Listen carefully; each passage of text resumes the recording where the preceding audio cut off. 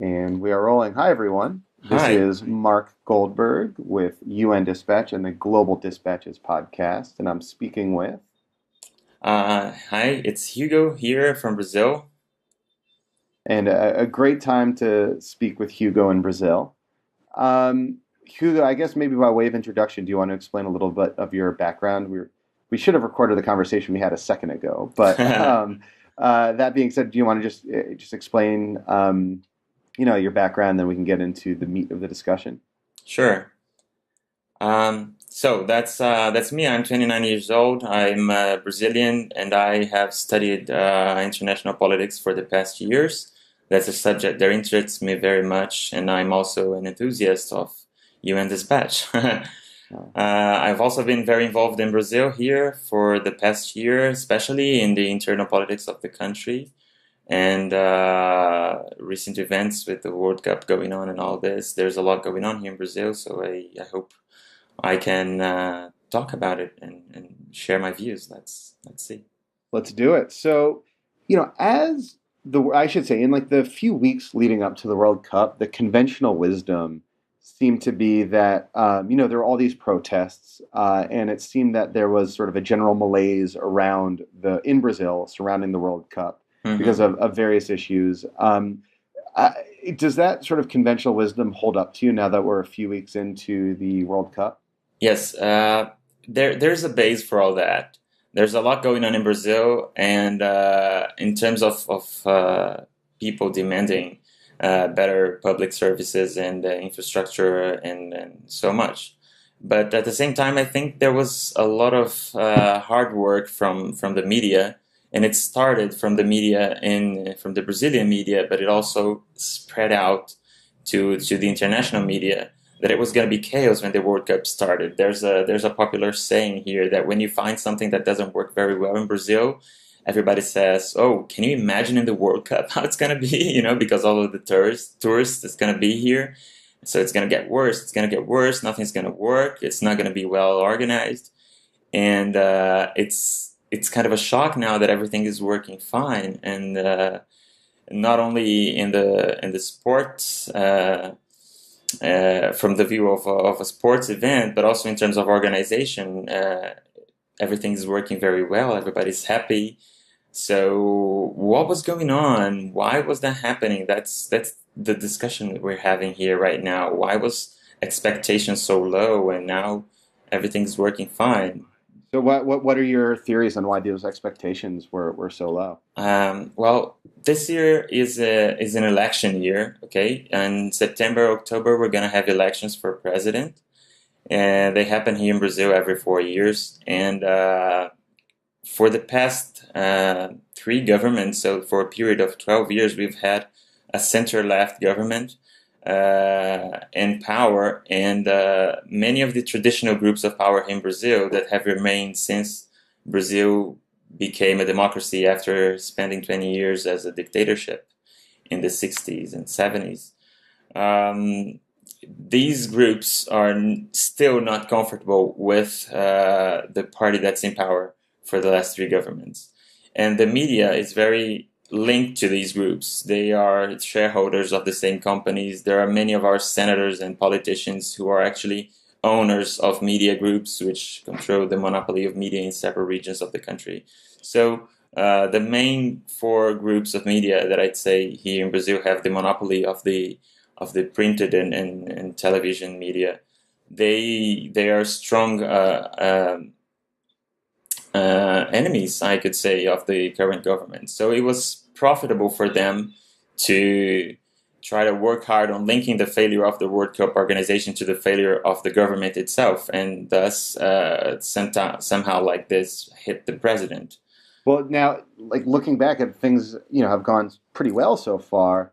Uh, I guess you can say that they miscalculated, right, by lowering expectations so much. Exactly. Now that Dilma Rousseff is looking pretty good right now, I would imagine. Yeah, in my personal view, I don't think the success or the failure of Brazil's team in the field may have such a big impact on whether the government's going to be able to reelect itself or not. But at the same time, this strategy has kind of backfired because at least the World Cup has been well organized, and there haven't been any serious incidents or anything so far. So yes, just today I saw a survey that came out saying that Dilma Rousseff, the president, has gone up 4 points, 4 percentage points in the polls, and that's following the amount of people who are actually supporting the World Cup as the World Cup is going on, and everybody sees that it's fine and it's right, and everybody's partying at the streets. Oh, that's I funny. So think the there strategy is an has, actual correlation in polling data between uh, people having fun at the World Cup and enjoying the World Cup and Dilma Rousseff's popularity. yeah, at least I maybe not concerning football itself.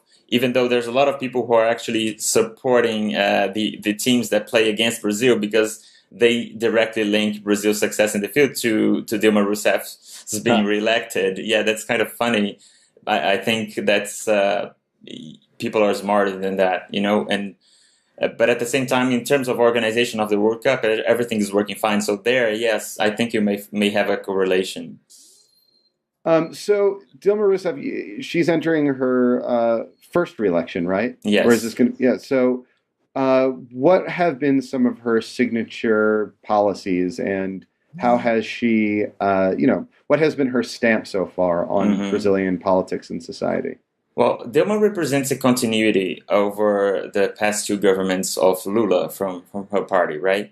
So there hasn't been any real big changes except in terms of international politics. We could say that a lot of people are not satisfied because Brazil used to have such a high profile during the Lula term in the presidency, and now Dilma Rousseff.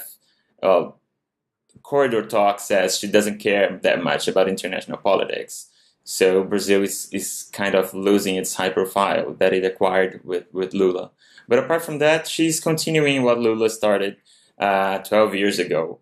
Uh, Brazil is doing very well, even though a lot of people and banks are complaining that we are facing a kind of a crisis. It's not. It's not real. It's not actually a crisis. We have very low inflation for the past 10 years. The average inflation is on about 6%, and that's half what we had a decade before. There has been over the past 10 years an increase about 80% in the minimum wage, a real increase of about 80% in the minimum wage. Social programs, income transfer, all of that continues with Dilma, moving on step by step to another level. And this has allowed for a new middle class to rise, form a healthy internal market, and also start demanding to become full-fledged citizens via not only via consumption but via access to quality public services, and that's where you get the protests. So It's what are so that's interesting. So what are the public services that are sort of lacking? Like you're saying that there is this new and emerging middle class that demands things that middle classes around the world demand. mhm. I take it probably like better healthcare, transportation. What are the specific criticisms and issues that broadly speaking, middle class Brazilians are lacking. Mm-hmm. Well, there's many important categories of professionals that are very very underpaid. Education is the best example of it. Professors are very underpaid. It's not a good place to be in. If you want to be a professor, you really have to do it because you love it, because you basically get the minimum wage for the country or a little bit more than that if you're a professor in the public sector, and that's very very very low. So education and healthcare are the biggest demands, but there's also public transportation, investments in infrastructure. There's a lot to be done, and a lot more could be done. I'm not a complete supporter of the current government, but at the same time, there's a lot being done, and the problem is the complaints and the protests are kind of paradoxical. We've never been so well off, but at the same time, we now realize that there's so much more to build. and to do. And there are also complaints that there are complaints from the right and the left. The right wing wants things to go back to as they were a little bit before. They demand that the government raise interest rates so that we could curb inflation, but inflation is not really high, and that would raise unemployment. Raised unemployment would put pressure on wages, and wages going down, that would allow for companies to increase their profits. So that's why the right wings and the media that supports the right, the media is mostly conservative in Brazil, they are fueling, I'd say, the protests and the complaints. At the same time, there's also a complaint from the left where the government the Workers' Party has disappointed in a certain way the left of the country, because the government has played the game of old politics, and they have never stepped in the toes of the old groups, even though we have a rising middle class and we have decreasing inequality in the country. At the same time, billionaires are becoming richer and richer and richer, and the companies are increasing their profits. Just last year, Brazilian banks posted their record profit of $30 billion combined, and they're always talking about a crisis. So there is a paradox all around. There's a lot to be done, but at the same time, we are doing a lot. So what should be the next step? Should we go forward, try to change what's there, change the government?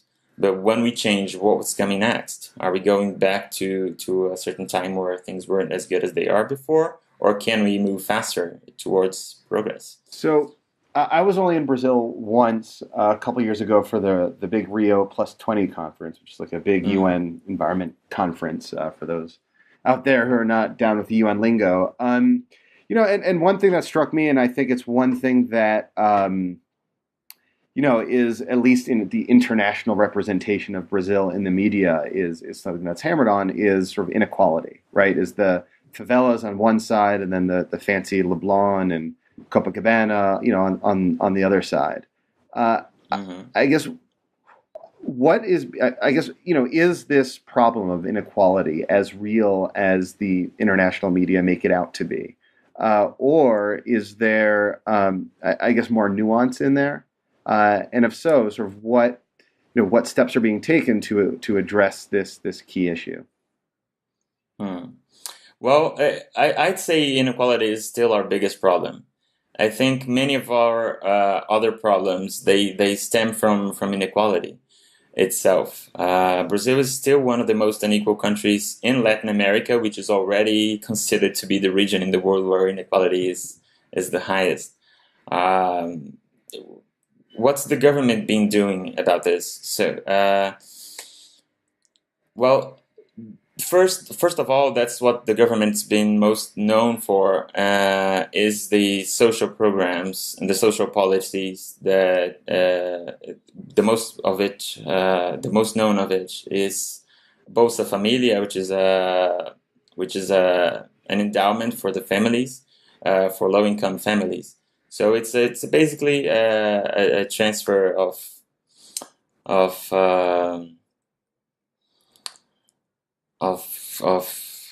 income. It's an income transfer program that actually demands that families put their kids in schools and mothers attend prenatal care. And so the government has done a very good job of mapping poverty towards the country, and then finding these people, reaching these people, and putting them in a comprehensive set of social programs where they get money for participating in the society and actually making use of what the government is offering in terms of public service. So that's a program that's been replicated throughout the world and has received many awards, including from the UN itself. That's one of the things. In terms of education, Brazil is starting to promote to promote exchanges with other countries. So just this week, Brazil announced another 100,000 scholarships at international universities for Brazilian students, and that those are especially for Brazilian students who are either studying at a public university, a public free university, or students at private universities, but which are actually studying via scholarships that the government is also providing here.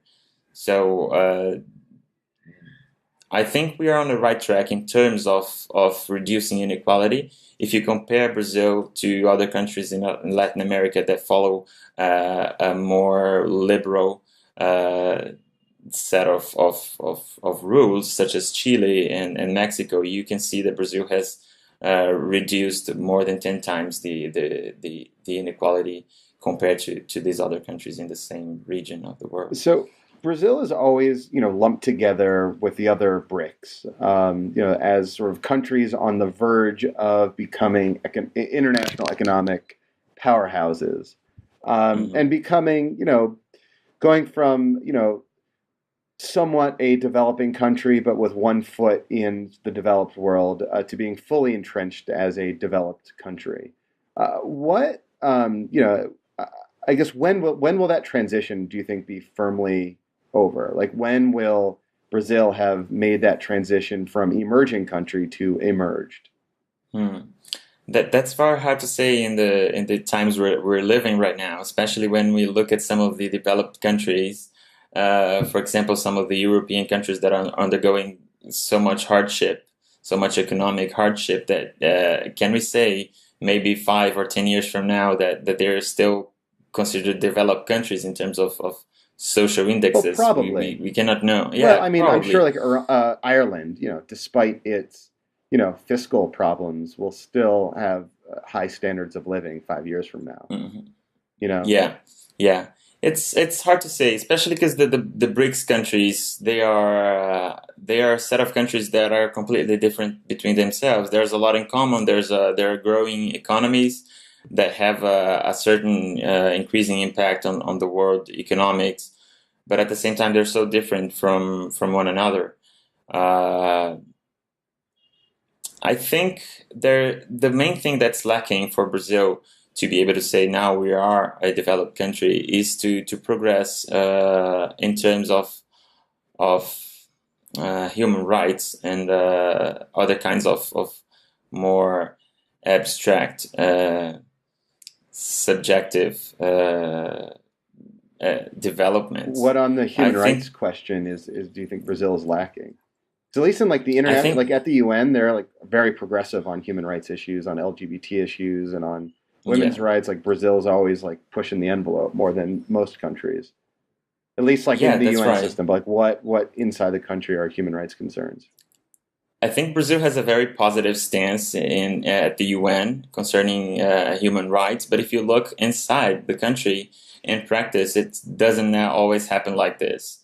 For example, in the state of São Paulo, where I live, the police is one of the police forces that kills the most in the world, and the amount of deaths by the police uh, compares to the deaths in countries which are actually undergoing full scale war, such as some countries in the Middle East.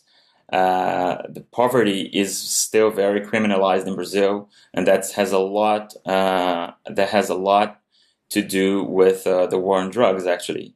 So that's one issue that we haven't been able to tackle really well, even though in Rio de Janeiro last year there was a lot of talk about how the favelas were now getting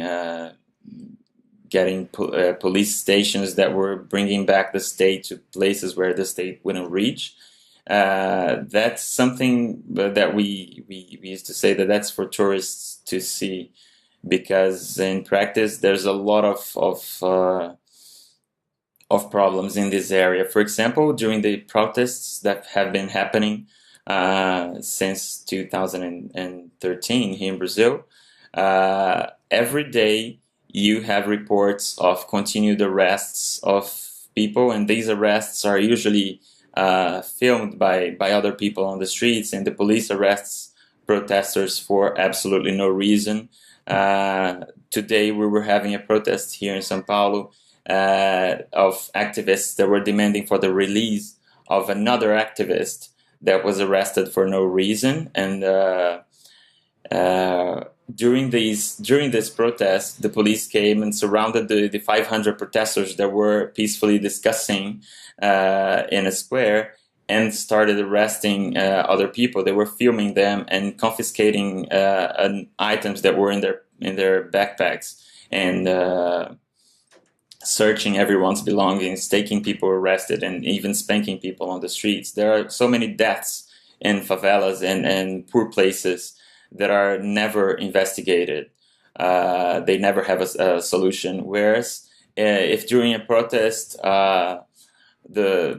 the windows of a store on the streets, they get broken by the protesters, that starts a huge investigation in order to try to find out who was responsible for that. So human life is actually not valued here compared to private property, and that's a big issue. I think Brazil deals too well with violence, and especially state violence, and that's a huge problem that we have to tackle.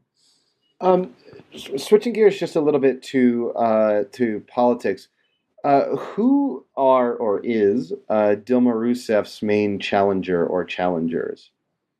Okay, she has her main challenger is Aécio. He is the son of one of the one very famous politician that was vital to the process of redemocratization here in Brazil. He represents the Social Democratic Party, which nowadays doesn't have that much of social democratic anymore. Is that a challenge from the left? From the right. That's a challenge from the right. Okay, and her party is like the Workers' Party. Is that right? Yes, okay. Her party is the Workers' Party, which I wouldn't call her party a leftist party, but her party is a center party. They still implement the same liberal policies that we have always implemented since the 90s, but with the social policies on the side. The Workers' Party does not represent the old groups of power in Brazil, but they also don't step on the toes of these same groups. So the politics have always been, since redemocratization, have always been polarized between the Workers' Party and this Social Democratic Party that's represented by Aécio in these elections this year. Although Dilma Rousseff right now has about twice as much support in the polls as him, we never know what's going to happen until the elections 3 months from now. And what, I guess beyond the presidential level, are there other state or municipal level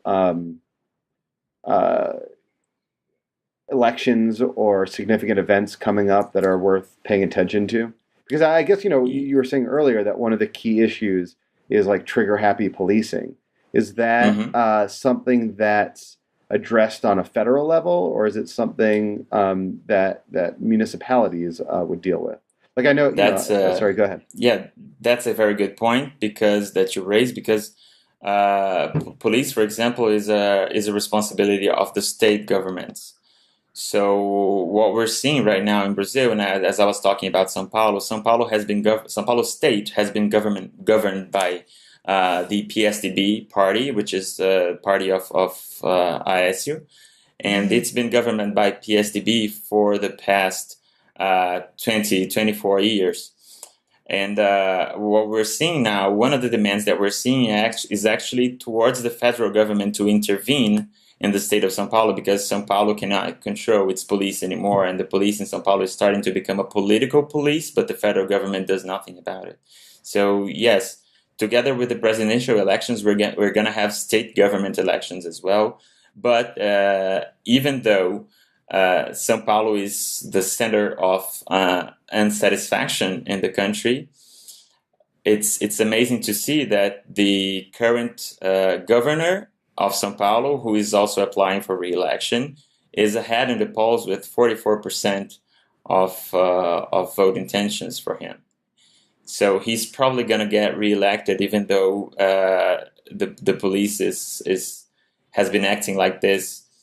Even though here in São Paulo we are 3 months from a complete shortage of water in the capital city of São Paulo, because of lack of investments in terms of water supply. We have also huge corruption scandals concerning infrastructure projects that have suffered frauds and schemes that diverted up to $5 billion to private pockets of politicians and companies in the state of São Paulo.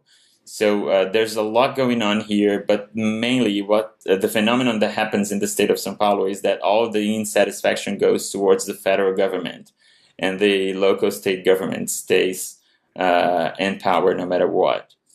Interesting. It seems clever politically, at least. Mm-hmm. So final question, any predictions for the World Cup on-field action? Oh yeah, we're gonna win. We're gonna win easily all the remaining games. Who will you beat in the finals? We're all hoping for Brazil, Argentina. That'll be fun. I'll root for that outcome. Yeah. Great. Well, Hugo, thank you so much. Thank you, Mark. It's my pleasure. I hope I could share a bit of my views of what's going on here. And if you have any other questions or doubt, don't hesitate to reach me.